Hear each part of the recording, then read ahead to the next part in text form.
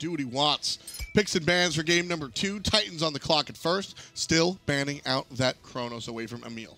That's a smart decision, just because it's not just the Chronos for Emilito, although, of course, Emilito's going to favor it, but Best could also potentially take that into the mid lane. The Robin and the Osiris will be banned by the Manticores. See, they figured this one out. They were like, all right, look, the Odin and the Osiris are really troublesome for the Titans to deal with. Now that they have first pick, they might just take the Osiris away, since they have to ban out both Chronos and the Odin. So Manticores opt to ban it themselves. Titan on the clock here, looking for their first pick. Kakolin is still on the table. Not sure if Dimmy is going to want to offer it again, but it does appear to be that way. However, Wubbin does also like to dabble in these aggressive kind of supports that can be a little bit more flexible, so I wouldn't be surprised if that's a flex pick.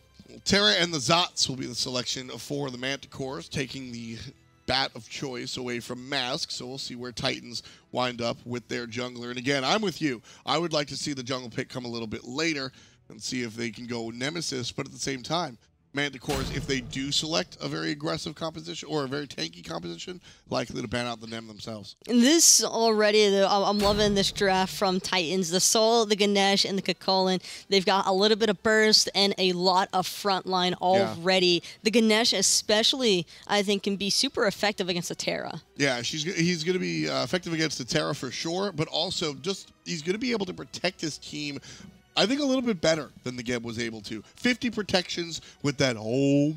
I'm always going to say it like that, by the way.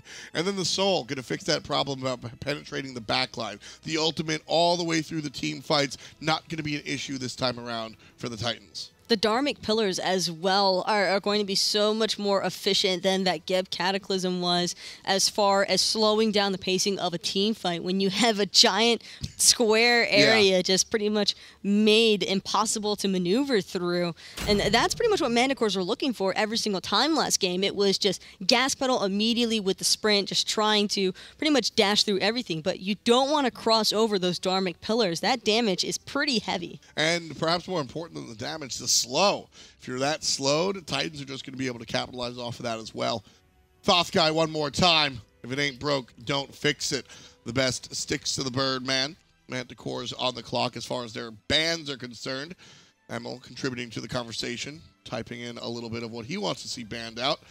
And they'll hit their bank time real quick. What do you expect here? There could still be possibility for a Freya if neither side decides to ban it. I do think that these teams might be trying to hold off from that sort of selection just because of other reasons. And I love the mentality here for the Manticores, though, banning out these junglers. That's really just trying to take shots at Mask Godpool right now. Mask, it's not that Mask has a small Godpool. It's that Mask was the most for my money. Mask was the most effective player for the Titans in game number 1. So by taking away his most powerful picks, as he struggles to grab a drink of water there, Camazot's Nemesis and Naja, certainly his 3 go-tos. What's his 4th?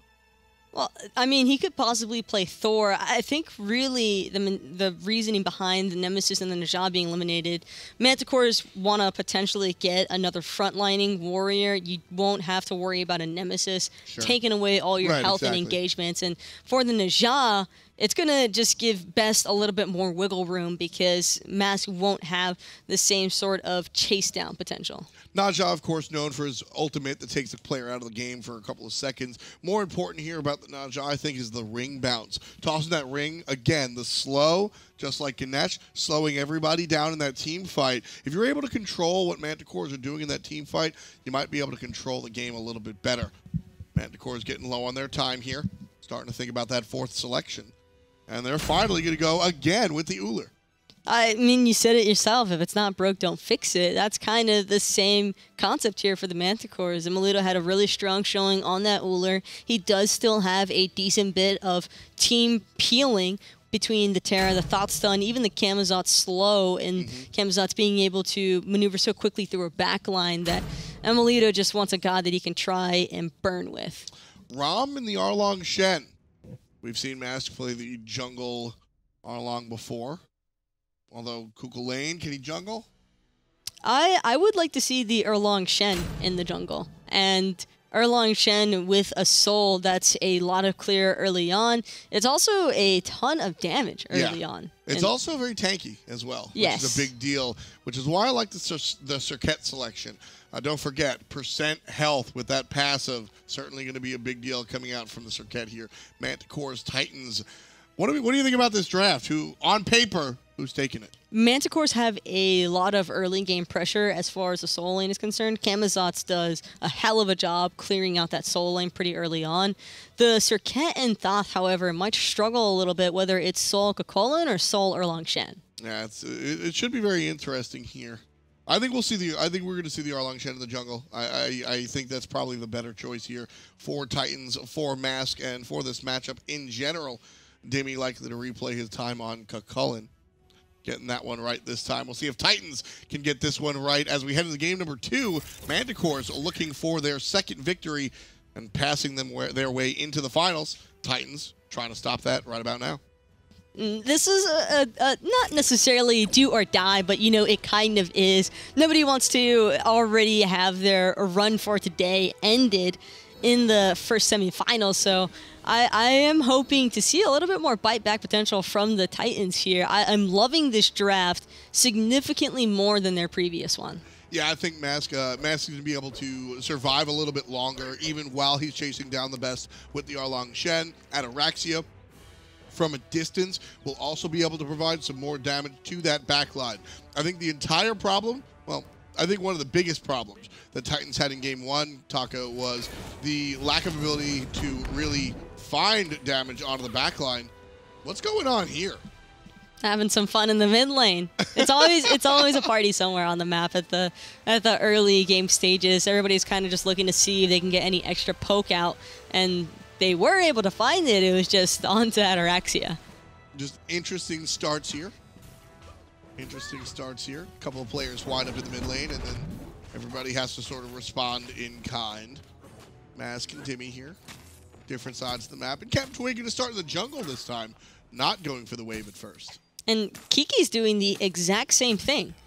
Captain Twig is clearing out the enemy speed buff and their blue buff, and Kiki securing his own. That's something that we sort of just glossed over. So last game, game number 1, Manticores went 3 very tanky characters, 2 Guardians, and then one of the tankiest warriors in the jungle. Now, quite the opposite. You're seeing 2 Assassins on the right side of the map, and only 1 Guardian. Amelito goes for the stun, but misses it. More importantly, I think Ataraxia dodged it. If he gets hit by that axe, it's a big troublesome situation. And it's just another one of those lane matchups where you kind of anticipate the Uller to have the early game laning phase, because that's what he is. He's a lane bully. Sure, he uses a ton of mana to do it, but it's still quite effective most of the time. And for a hunter like Rom, you're kind of just trying to bide out until the mid-late game stride. 2 Assassins in some trouble here. Captain Twig going to be the target of Titan's ire, but unable to really dive into the minions this early on. Both Camazotz and the Circuit should be fine. Different story for Wubbin as Aurora and Amelito make themselves known one more time. First blood to Manticores. That's rough all around for Ataraxia. Again, he's just going to have to play on the back foot against Amelito. And it's rather unfortunate whenever that 400 gold bounty heads the way of the enemy hunter. Yeah, tough stuff coming out here, but certainly not the end of the game. The biggest change here that I highlighted, the lack of tank characters in the Assassins. How is this going to affect the game for the Manticores? Manticores really just can't afford to drop a kill. Whenever they commit to a target, they need to be very clear with their shot calling, because there is no room for hesitation with a draft like this. This is an all-in or all-out scenario. So if we don't see these kills rack up by the early to mid-game, it could just be the Titans walk away with it just by way of picks. Yes, potentially. I mean, when you have a front-lining possibilities against a non-front-lining aspect, sure, you've got the proper gods to try and deal with it, such as Camazotz and a Circuit, but it could still just be incredibly difficult to consistently chip away once the defense starts coming online for a Kakolin, for an Erlang Shen, and even the Ganesh. Get used to seeing these type of selections as well. Kiki is one of the original oddball solo laners going all the way back in the history of the SPL. And Camazotz, now this isn't the first time we've seen the Camazotz solo, and it makes a lot of sense. Captain Twig barely escaping with his life as Pretty Prime throws out the ultimate. Aurora in some trouble, finds the clap, but not the stun. And just finishing up my thought when it comes to Kiki on the Camazons, it makes a lot of sense that he's going to be in the solo lane. Tons of sustain, but a little bit off the meta. That's what you're going to expect from Kiki. I mean, that's pretty much Kiki's staple. That is legitimately how he built a name for himself initially in the Pro League, was why is this guy picking Arachne solo and dominating every single time? Yeah, just consistently. Look at that right there. Big play from Wubbin. Aurora drops down the obelisk, but unable to dash through because of Wubbin's silence. Mask, unfortunately, still goes down as Captain Twig puts the Circuit to the limit. And that's just an unfortunate scenario to be in. Demi trying to help defend that speed buff is going to buy a little bit of time, but Kiki's making the rotation. 4 members of Manticore surrounding Titans. Captain Twig barely gets out with the zigzag. He'll be safe and sound on the solo side. Can the same be said for his teammates as Demi finds the transformation? Knockups, on dash, on kill. Pretty Prime takes down Aurora. It's another answer back. Titans on the board this time around.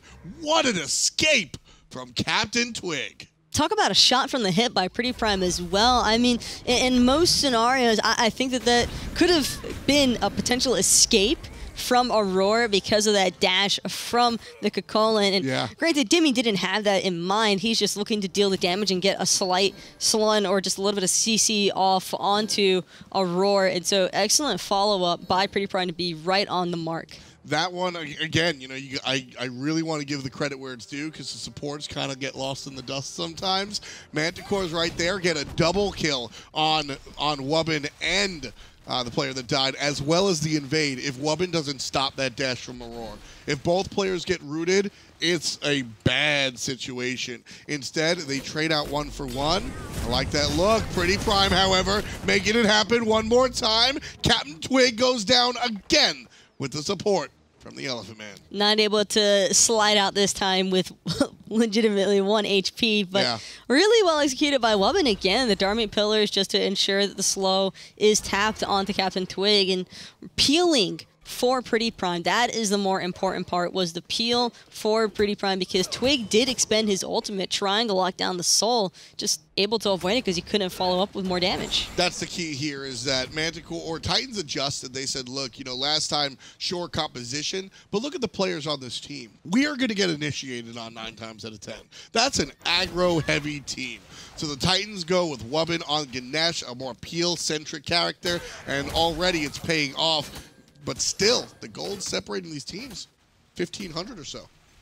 Manticores certainly getting a slightly better trade as far as farming is concerned. That's partially due to the fact that Twig had so many buff invades early on top of Fire Elemental Control and the First Blood Bounty from Emilito in that duo lane. But Titans in the previous game were looking a little bit more behind as far as experience was concerned. Right. And right now, they're all pretty much on par. They're relatively close. It's not a drastic enough experience disparity from any of the members on the Titans to where they can't help their team in a team fight. Yeah, and that's really all you're looking for right now. The level 6 to level 7 of the Guardians, frankly, I just don't care. Like, it's not that big of a difference enough for me to worry about. When you talk about level 12 and the second relic comes on, now that's a different story. Wubbin brought down about half HP due to some nice poke coming out from Manticores, and that'll secure them the right side mid Harpies. Left side, red buff being invaded on Emilito now in bad territory. 3 players from the enemy team surrounding him while his team's busy in the mid lane. Emilito jumps forward, looking for Pretty Prime, joins the party. Captain Twig takes down Pretty, but Demi takes care of stuff on the right side as Kiki bites back and takes down Demi. Ataraxia not going to be left out, takes down the jungler, and Mass trying to find an exit on the right side. Oof. The best right in the brain of Wubbin. That's just one of those moments you can tell Wubbin's waiting for the ult, trying to anticipate which direction to juke it. But when it comes to the best, it's one thing that he actually does best is those long-range snipes. Yeah, he's going to find you. I mean, that was snipe? Well, like a shotgun.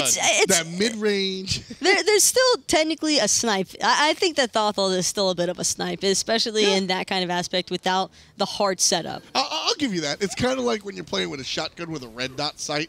Like, why are you doing that? But he finds the shot anyway, and down goes the mid laner. 4 to 5 read the kills. Manticores edging themselves out one more time.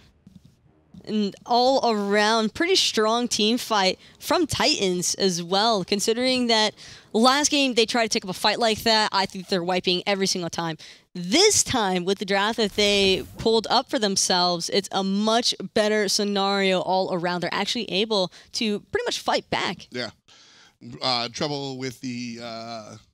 I'm going to say headset. I'm just going to guess. I actually have no information, but, you know, we like to keep it simple here. So something going on with the players right now. Brief pause here in game number 2. Yeah, this is exciting because I like to see, I like to see two very different styles come out. As we said, with the mid-season patch, the game has changed completely. And we see the Manticores win game number 1, all tank, all day. And then game number 2, well, we're going to have a solo assassin, and we're still kind of winning. I was actually keeping my eye on that solo lane fight between Kiki and Demi while the mid fight was breaking out as well. Unfortunately, we couldn't capture both at the same time, of course, but it was just such a brawl between those two where you just saw Demi essentially push Kiki right to the T1 tower line, and Kiki had already used his ultimate, and so I believe it was actually Archers that ended up cleaning Demi up because...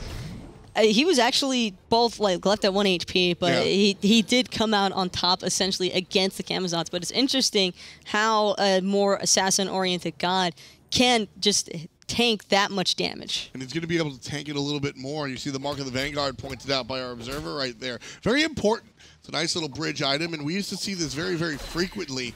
But then, I guess kind of things changed. Gladiator Shield being picked up a little bit more often. The Oracles and the Vision go to the left side. Wubbin with the aggressive dash, doesn't get punished. And then another curious choice coming out from Mask with the speed boots. Demi taking the fight. Turning around, there's going to be the dash forward. The miss out of Kiki. A very important miss for Demi. King Kiki would have certainly committed there had he been able to launch that ability and connect with Demi. So right now... almost at the time where Fire Giant will rear his not so ugly head. It's kind of cutie. He'll be showing up in about 10 minutes. Manticores, however, don't exactly have the same... well, do they? Do they have the objective secure this time around? They still have very solid objective secure because Pretty Prime does have a soul ultimate for objective secure. It's not as effective as a Thoth, so to say, but it can certainly still do the job as needed. Well, there he is, showing up. I love that animation. We very rarely get to see it. He's busting through the chains. Emilito busting through the lanes, looking for Ataraxia. Nice beads to avoid the stun. That's going to make Emilito walk the other direction. I love the choice to jump into that lane, knowing that while he attacks with the bladed arrow, the minions are going to go down as well. It was really just having that creep wave to his advantage. The only reason why we see Emilito going in there, and now Emilito's trying to make the decision of, is that Gold Fury happening or what's going on? Ataraxia making the rotation. He had no idea Titans with the Gold Fury secure. Great play right there. You brought up the soul before. I'm going to bring up again the Ganesh pick. Every 0.5 seconds that Dharmic Pillar is going to be able to deal damage. So there is a little bit of a limitation on it, but it's still going to bring a lot of damage when it comes to the objective. You tank the Gold Fury right there on the ley line, and zap, zap, zap, zap, zap. It's going to go down. Mask is going to lose his speed buff for that trade, however. Manticore is just putting so much pressure onto these speed and blue buffs really for the Titans. They're not really trying to let up in the slightest. Very important Gold Fury, though. 1,500 gold lead at 11 minutes. That's the beginning of something to talk about, right? That's really the start of something that you would call a lead. 800, 700, you cut that in half by a Gold Fury. Again, tie game, nice to look at. You do have to look at the other side of the graph, however. That experience, is that something to be concerned about just yet? Not just yet. It is still pretty impactful considering that Manticores are, again, running such a burst-heavy composition. So they want as much XP early on to commit to the kills that they know are going to really come in handy later. Because the longer that they keep Titans on the back foot, the more time that it means that they won't have to expend burning up to the late game. And for me, this right now is where it matters the most. And I think that's why we saw, well, maybe not. We're getting a little bit too deep here as Captain Twig gets aggressed on. Wubbin control. Captain Twig still staying aggressive despite the fact that he's low as hell. And Ataraxia puts him down to 0. Great aggressive play. The audacity, the craziness on that guy. That was a beautiful snipe by Ataraxia on the ROM ultimate. Twig almost got out for free again. But on top of that, beautifully played by Twig, catching both Wubbin and Pretty Prime with that taunt to just stack them up for his 1. Is that worth it, though, trading the jungler life out for the mid lane? I would say so, considering that it's Pretty Prime on a godlike soul. Sure. Because this is what it opens up. Here you go. Kiki and Aurora going to look for the Portal Demon. Down it'll go.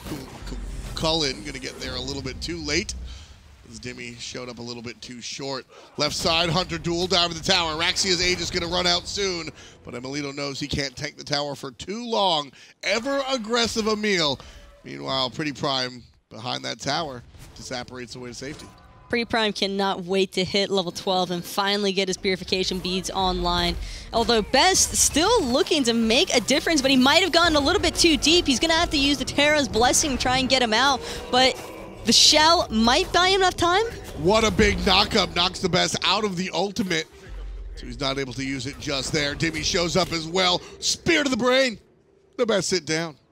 Got a little bit too hungry there, looking to chase down Pretty Prime in that mid lane. That just goes to show what they're willing to expend for a lockdown kill onto Prime. I liked the aggression coming out from Manticores because they knew they had the relic advantage. It was level 12 to level 11s. Captain Twig, however, staying aggressive. Knocked up once, knocked up twice, down to half HP. Pretty Prime on the left side being chased out. Kiki takes to the sky, but he's not doing anything. One shot onto Dimmy and the other 2 shots wasted as Thorns gets popped out by the Warrior.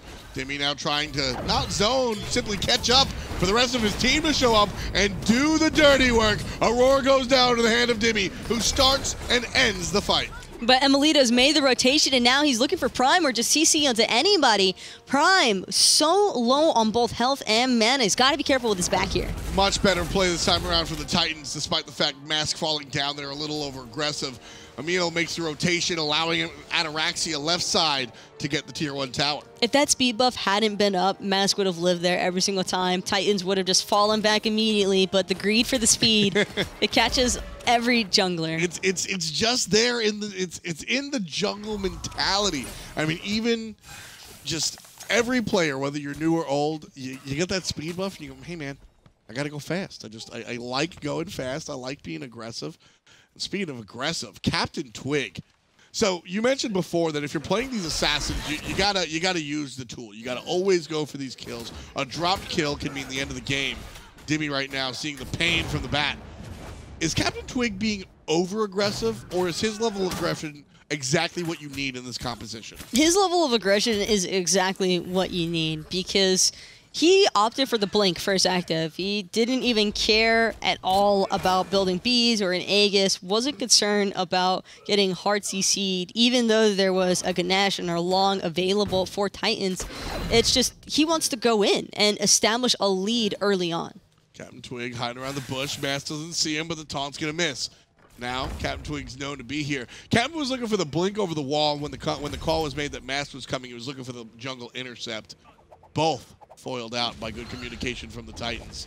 Kiki keeping Timmy under his tier 2 tower, just forcing him to stay back in lane. You can see, look at Timmy's face too. That's what I love the most about our player cams during LAN. Timmy's like, come on, bro. Like, really? He's like smiling a little bit. Here's going to be another gold figure attempt, this time by the Manticores, but Wubbin knows all about it. But can Wubbin do anything about it is the better question. It is going to be Captain Twig with the effective zoning onto Wubbin, and Manticore is actually able to slide away with that Gold Fury. Here's going to be trouble for Kiki as he makes the late rotation. Manticores are going to want to fight into this. Let's listen to them as they look for the counter engage. Okay, get out now. Just get buffed. They're going in. I shelled you. They used a lot of shit there. Go to Dashing tower. out. I have no mana. Go to tower. Yeah, get out. They got pinned. I'm fine. You're good. We might have to give this Are they up. pushing mid? Yeah, Someone they're clear? pushing. We can give tier 1 up if we need to. I'm gonna back. I have switched one. Just give this up. Give it up. Give it up. Whatever, fire. I have can Swift heal out off of the next base. They're mid not wave. that strong. Give me Heavenly. They're going left Going jungle anyway. I'm gonna have a look at them. There's a ward here. They're I think we looking can for fight speed and now. shit. I'm healing off this mid wave. I'm Look- on my look for way. poke and shit. Fight them if they stay. Fight them if they I'm stay. gonna go on the We mid just lane. both back. We're really strong right now. Oh, they're Coming waiting over here. now. They're waiting here. There's four. There's like four. It's Ganesh Soul Island. coming I'm out. gonna look for them here. I'm stunning. Let's That's their bees. run beats. I'm gonna Heavenly you. I'll Heavenly you. I got them all. I rooted all. Ganesh ulted. Ganesh ulted. He's dead. He's dead. He's dead. Ganesh is Job. dead. Soul's out of this fight right now.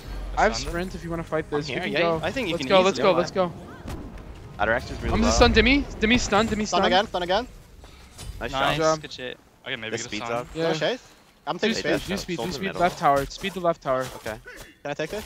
Yeah, you take it. You need me. I'm gonna get this mid wave. Push mid and we push left. What a great illustration, you know, from to the layman's eyes, you're just looking from a distance. It's easy to see that, it's easy to say that Manticores are just all in all the time. And even there, I introduced to listening going, they're definitely going to look for the counter engage, because that's what they've been doing all game.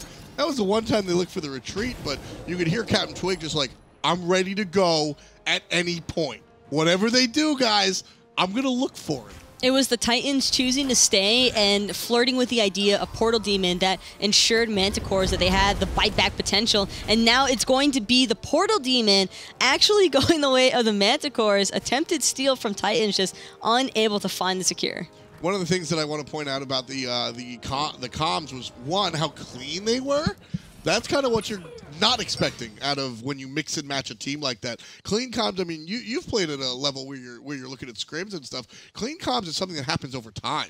That's kind of expected, though, just only because of the members of that team. These are probably some of the most relaxed and basically focused members that you could find from the SPL. Kiki is notorious for having very clean comms. Same could be said for Best, because Best is kind of just one of those, he will follow it the entire way. You saw how far back he was playing that entire match. Yeah. Even when his team was sprinting forward, he missed it just a little bit because he's watching his positioning. That's what Best does. It's mostly coming down to Aurora and Twig there, and that's all that you really want to be happening in comms. You want to hear from your jungle and your support because they are the ones driving the fights. Exactly. This tier 1 tower seems to be going down no problem. Captain Twig and Aurora are the ones looking for the initiation. Kiki just says, hey, I'm not there yet, so mentions why.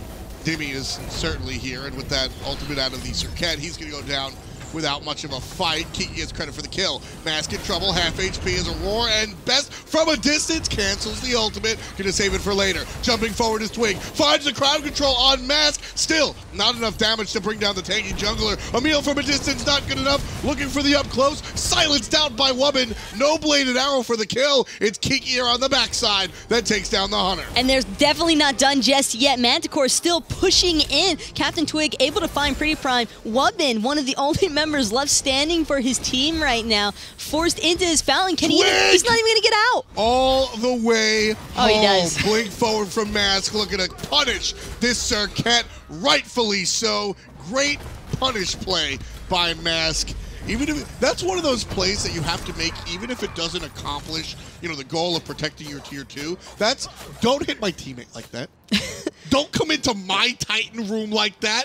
Who are you, Captain Twig? I really thought that Wubbin was done for there, but the taunt from Twig, I believe, was still on cooldown, which is the only reason why Wubbin was able to survive. Twig didn't have enough time to look for another auto attack following up the tick of his dash that did connect. So Mask really, and you could tell he was purely ready to punish Twig for that one, considering he didn't even fully heal from the fountain. He immediately left the fountain, still missing about a fourth of his health. Yeah. Just ready to lock him down. Like I said, that's a how dare you kill.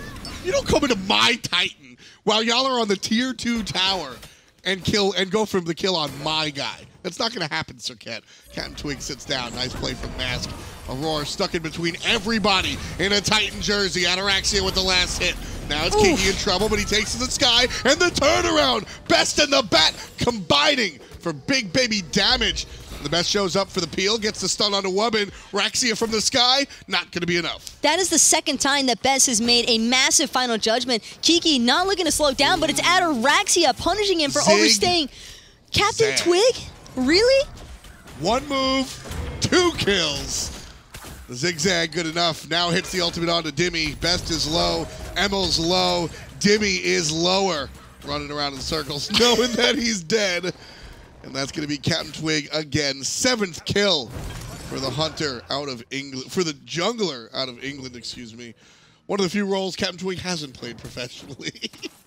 One of the few. Yeah. He's played. He's probably played mid could. Yeah, he probably could. He's played mid and jungle. I think he played a couple of games, maybe 1 or 2 out of the solo lane even.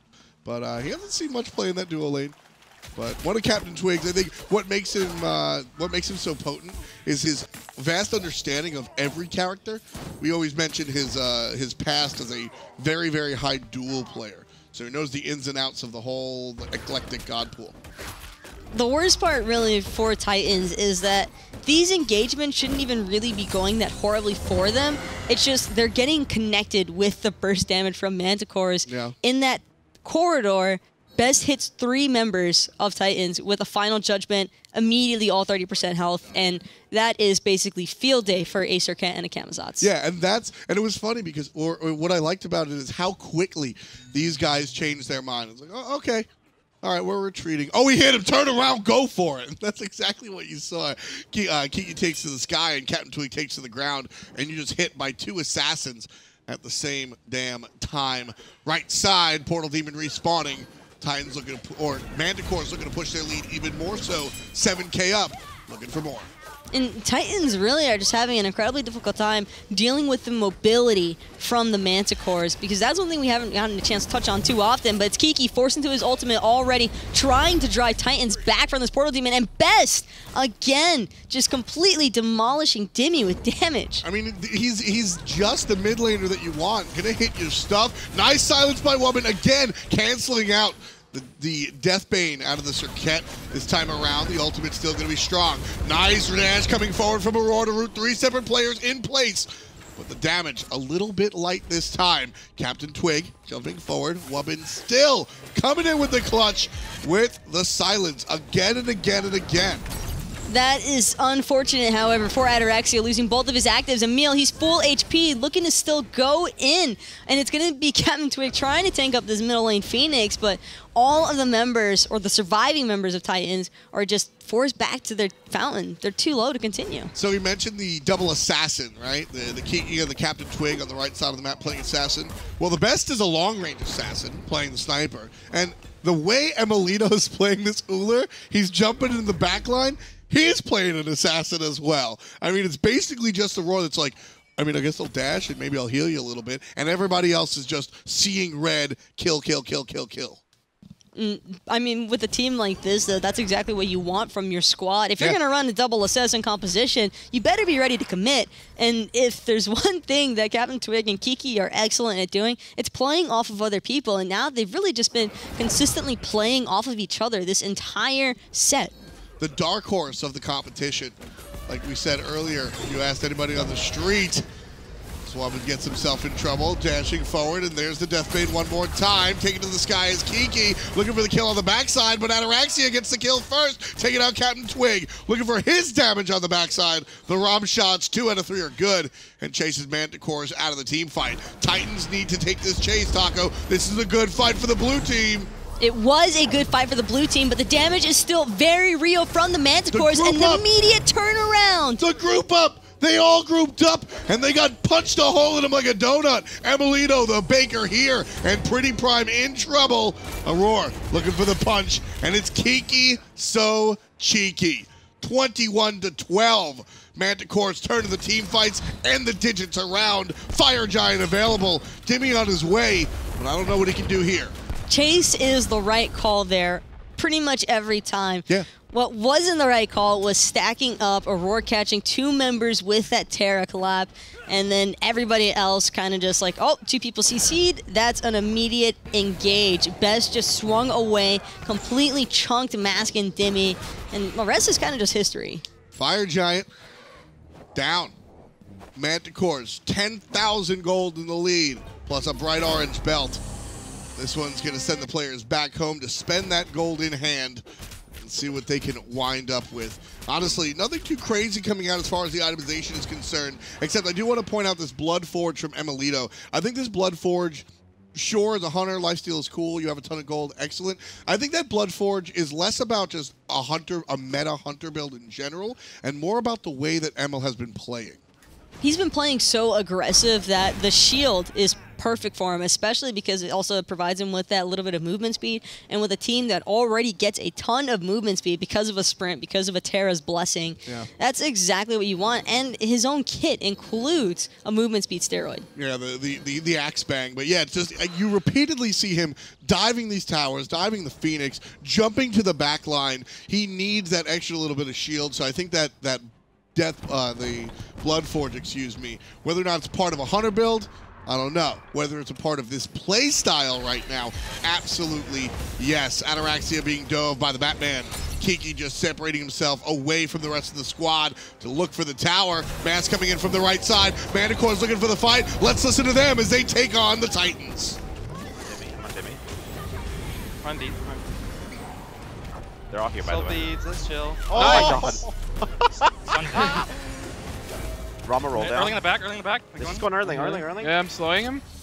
Erling. There's 3's on right. I'm slowing Dimmy. I'm on Erling. Nice shot. We could get this. It's Whoops, just I that dashed in. How about stun? Nice. Holy shit. Speed. He's slow. This He's is slow. Aegis. Hey, guys. Nice shot. You guys can go Careful, into one it. of you stinking. Yeah, I'm fine. You guys can go into it. It's next. I'm thinking this now. Just end it. I can think the thing. Alright. Soul's at 15, so...